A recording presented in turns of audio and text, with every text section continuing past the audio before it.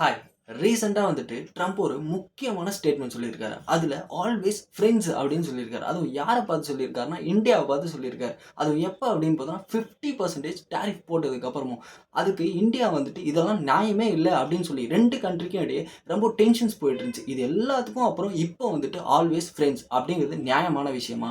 அப்படிங்கிறது ஒரு பக்கம். இன்னொரு பக்கம் பார்த்தோம் அப்படின்னா, ரீசெண்டா எஸ்சிஓ சம்மிட் நடந்துச்சு. அதுல நம்மளோட prime minister, Chinese president, Russian president 3 பேரும் ரொம்ப டீப் டிஸ்கஷன்ஸும், அது மட்டும் இல்லாம 3 பேரும் இருக்கிற மாரியான இமேஜ் வைரல் ஆயிட்டு இருந்துச்சு. அந்த அந்த இமேஜ பார்த்துட்டு கதறிக்கிட்டு இருந்த ட்ரம்ப் என்னன்னு பார்த்தோம் அப்டின்னா, "we have lost India and Russia to the deepest and darkest China" அப்டின்னு சொல்லி கதறிக்கிட்டு இருந்தாரு. இந்த ஒரு ஸ்டேட்மெண்ட் இப்ப ரீசென்ட்டா கேட்டிருக்காங்க.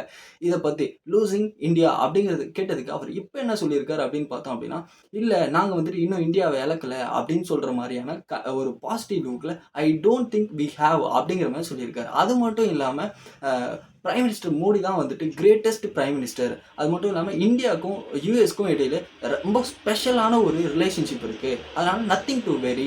நாங்க வந்துட்டு சீக்கிரமா இத சரி பண்ணிருவோம் அப்படிங்கிற மாரியான ஒரு யூ டர்ன் எடுத்திருக்காரு. இந்த ஒரு யூ டர்னுக்கு நம்மளோட பிரைம் மினிஸ்டர் என்ன பண்ணியிருக்காரு அப்படின்னா, அதுக்கு ரியாக்ட் பண்ற விதமா அ deeply appreciated and fully reciprocate அப்படிங்கிற மாரியான ஒரு டெர்ம யூஸ் பண்ணியிருக்காரு. இது என்ன அப்படின்னா, அவங்க என்ன குடுக்குறாங்களோ, அத தான் திருப்பி குடுப்போம் அப்படிங்கிற மாரியான ஒரு கண்ணோட்டம். இதுல இருந்து நம்மளுக்கு என்ன தெரிய வருது அப்படின்னு பார்த்தோம் அப்படின்னா, 2 விஷயம் இருக்கு. 1 இந்தியாவோட எக்ஸ்போர்ட் லிஸ்ட்ல இதுக்கப்புறமும் யுஎஸ் டாப்ல இருக்கிறது இந்தியாவுக்கு ரிஸ்க். இன்னொரு விஷயம் என்னன்னு பார்த்தோம் அப்படின்னா, ட்ரம்ப்க்கு கிளியரா புரிஞ்சுட்டு இருக்கும். இந்தியாவ எப்படி ட்ரீட் பண்ணணும். அவங்க வந்துட்டு நம்ம என்ன குடுக்குறோமோ, அத தான் திருப்பி குடுக்குறாங்க அப்படிங்கிற ஒரு விஷயமும் அவருக்கு தெள்ளத் தெளிவா புரிஞ்சிருக்கும். அப்படின்றது நம்மளுக்கு இதுல இருந்து கிளியரா புரிய வருது.